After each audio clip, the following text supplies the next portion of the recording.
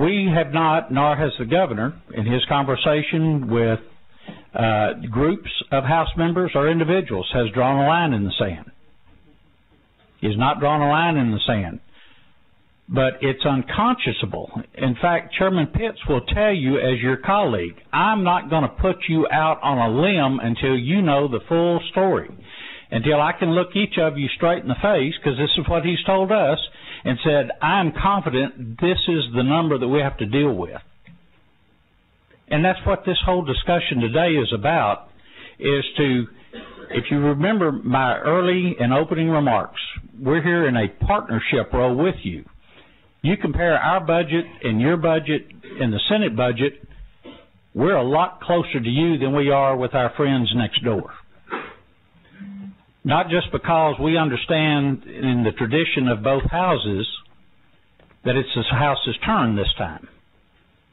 It was factored that way by using the same resources that you had available to you and the professionals with the LBB in crafting those budgets.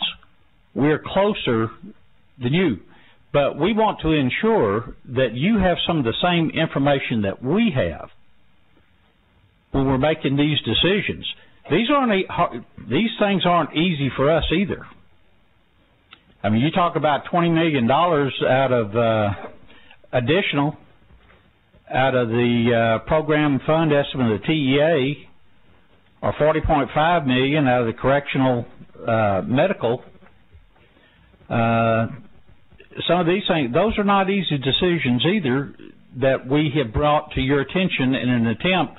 When we made a claim, there's some additional things we'd like you to look at. So at the end of the day, that fund balance, or that savings account that we know is a rainy day, House Bill 4 may not be or House Bill 275 may not be $4.3 million. It may be 3.1 or 3.8 or whatever. But for any of us to go home, and again, I think you said it best a while ago, whether regardless of the initial behind your name, you still got to go home at the end of after Memorial Day and say, hey, for the 82nd time, we've balanced the budget of Texas, and, oh, yeah, by the way, we took care of the current biennium as well. So we just want to get the process.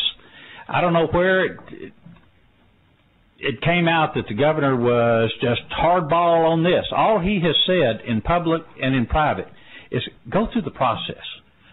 Let's come, and at the end of the day, then we'll discuss what we're going to do as a team together for the 82nd time in our history and come out with a balanced budget. That's all we're saying.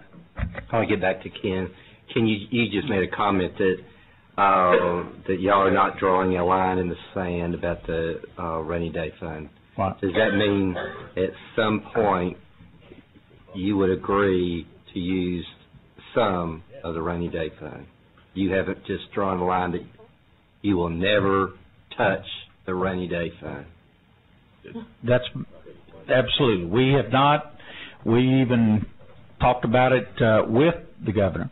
And he said, yeah, I haven't drawn a line in the sand. I just want the process to go. You know, he spent time on task with this body and this committee as well, and he knows what he went through as a House member on the Appropriations Committee and the hard work that's taken place so far. We've observed it. He's been your governor for 10 years now. We've seen the end product for 10 years. Last session, if you recall, we left alone. I don't think we line out and vetoed anything out of it. Other times, yeah, there's been a few items, and if you put special items where we can get to them, we may do it this time. But that's a decision on bill patterns. But there's been times in the past when we've done that. He said again, I've not drawn a line in the sand. I just want the process to work to get us to a point where that these members can go home and tell their constituencies that I did the best that I could without completely putting the state in a position where we can no longer compete in a worldwide economy. But I don't think that we're disagreeing on But I do want the governor to understand and get your office to understand, get the process moving along. Yes. It may be the position of the House, maybe the position of this committee to use part of the rainy day fund, but you're not drawing a line in the sand concerning that. No, sir. Okay, thank you. Representative Villarreal. Let me leave me some wiggle room. I didn't give you a floor. I didn't give you a floor or a ceiling. I understand. I understand that. So you would go up as much as $9 billion. Harder.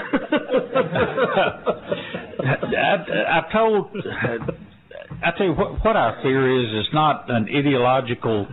We have utilized. In fact, in 2003, when the governor was still governor, we utilized the rainy day fund to balance the budget. Albeit it wasn't what it is today, and in time since its inception, the legislature has chosen to utilize the rainy day fund for those things. We've got some pressing unknowns out there, and this is no partisan or nonpartisan or slap or anything. This is not a fed up comment, if you will. It's not so much the ideological part about spending the savings account or the rainy day fund. It's we've got some unknowns out there that we're just trying to preserve so that if one or a couple of those hit, we're not left wishing for every penny back. And so